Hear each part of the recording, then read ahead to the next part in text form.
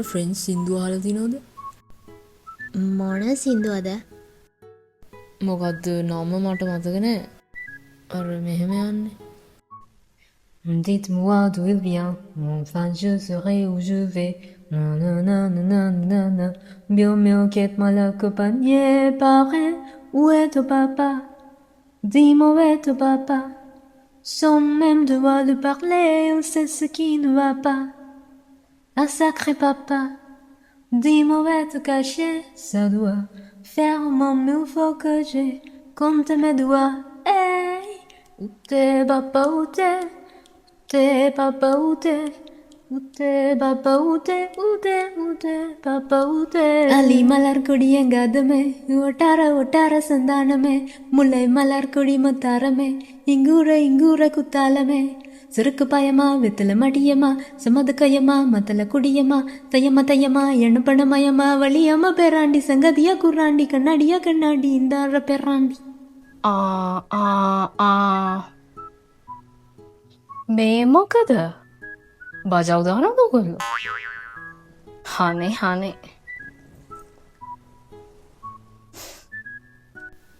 නෑ මිස් මේ ෆ්‍රෙන්ච් සින්දුවක් කිය හිටියේ. ඔව් මං අහගෙන හිටියේ. ඉතින් දැන් ඔයා ඔය ෆ්‍රෙන්ච් සින්දුවේ තේරුම දන්නවද? ඔව් ඇත්තටම දැන් ඔය පපාවුත්තේ කියන සෝං එක ටිකක් ෆන් මෙලඩි එකක් තියෙන සෝං එකක්. හැබැයි ඇත්තටම මේකෙන් කතා කරන්නේ ටිකක් සංවේදී කාරණාවක් ගැන. ඔය දන්න ඇතිනේ ඔය සින්දුව කියන්නේ ලෝක ප්‍රසිද්ධ බෙල්ජියන් ගායකයෙක් වෙන ස්ට්‍රොමායි. එතකොට එයාගේ තාත්තා රුවන්ඩා ජාතිකයෙක්. ඉතින් එයාට පුංචි කාලේ අවුරුදු 9 දී වගේ එයාගේ තාත්තව අහිමි වෙනවා. ඉතින් ඊට පස්සේ තාත්තගේ අහිමිවීම පුංචි දරුවෙක් විදියට එයාට දැනෙන්නේ කොහොමද? අන්න ඒ වගේ සංවේදී කාරණාවක් ගැන තමයි ඔය සින්දුවෙන් ඇත්තටම කතා කරන්නේ. එතකොට එක තැනක එයා කියනවා නේද faire au moins 1000 fois que j'ai compté mes doigts. මම 1000 වතාවක් ඇඟිලි ගනින්න නැති ඔයා එනකම්. කවුරු එනකම්ද? තාත්තා එනකම්. papa උතේ තාත්තේ ඔයා කොහෙද? මිස් එතකොට ෆ්‍රෑර් කියන්නේ බ්‍රදර්ද? නෑ ඒ ෆ්‍රෑර් කියන්නේ සහෝදරයාට. මෙතෙන්දි ෆෑර් කියලා කියන්නේ ඒක ක්‍රියාපදයක්. ෆෑර් කියන්නේ to do to make. ඒ කියන්නේ කරනවා නැත්නම් හදනවා. ඉතින් ඔයාලා දන්නේ නැත්නම් මම කියලා දෙන්නම් මේ verb එක කොහොමද conjugate වෙන්නේ කියලා. ඒක RE verb එකක් නෙමෙයි මිස්. ඔව් මේක RE වලින් ඉවරනාට ඒක regular verb එකක් නෙමෙයි. මේක irregular verb එකක්. ඒක නිසා අපි අද බලමු faire verb එක conjugate වෙන්නේ කොහොමද කියලා. හා මිස්සල. ප්‍රංශ භාෂාවෙන් හදනවා එහෙමත් නැත්නම් කරනවා කියලා කියන්න අපි යොදාගන්නේ faire කියන ක්‍රියාපදය. අපි බලමු faire කියන ක්‍රියාපදය conjugate කරන්නේ කොහොමද කියලා. හොඳයි ඊට කලින් අපි චුට්ටක් මතක් කරගෙන ඉමු අපේ subject pronouns ටික. මම කියලා කියන්නේ je. ඔයා tu. ඔහු il. ඇය elle. අපි යමෙක් ඔවුන් වගේ ඒවා කියන්න අපි පාවිච්චි කරනවා on. අපි nous. ඔබ ඔබලා නැත්නම් ඔයාලා vous. ඔවුන් masculine විදිහට කියද්දි il. ඔවුන් feminine විදිහට කියනවා නම් elle.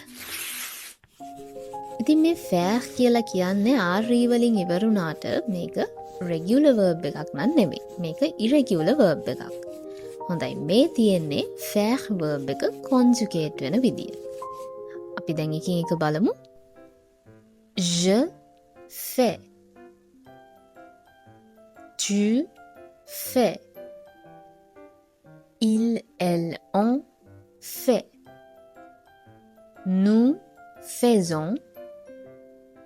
Vous faites. Ils, elles font. හොඳයි අපි දැන් උදාහරණ කීපයක් බලමු. Je fais un gâteau. මම කේක් එකක් හදනවා. Tu fais tes devoirs. ඔයා ඔයාගේ ගෙදර වැඩ කරනවා. Il fait du sport. ඔහු ක්‍රීඩා කරනවා. ඒ වගේම තමයි කාලගුණය කියද්දිත් මෙන්න මේ faire කියන verb එක තමයි අපි පාවිච්චි කරන්නේ. උදාහරණයක් බලමු. Il fait beau. එළියේ හොඳ කාලගුණයක් තමයි තියෙන්නේ. Elle fait un dessin. Elle fait un dessin. ඇය චිත්‍රයක් අඳිනවා. On fait une pause. අපි විවේකයක් ගන්නවා. Nous faisons un projet. අපි ව්‍යාපෘතියක් කරනවා. Vous faites du café. ඔබ කෝපි හදනවා. Ils font du bruit. ඔවුන් ශබ්ද කරනවා. Ils font une vidéo. ඔවුන් වීඩියෝ එකක් හදනවා.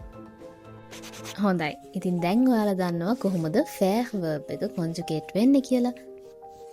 ඉතින් දැන් ඔයාලා මේ conjugation එක දන්න නිසා ඔයාලටත් පුළුවන් සරල වචන පාවිච්චි කරලා වාක්‍ය කීපයක් හදන්න. එහෙනම් මේ වගේම ඔයාලට තවත් වැදගත් වෙන පාඩමකින් මම නැවත එන්නම්. Merci d'avoir regardé cette vidéo. On se voit très bientôt. Au revoir.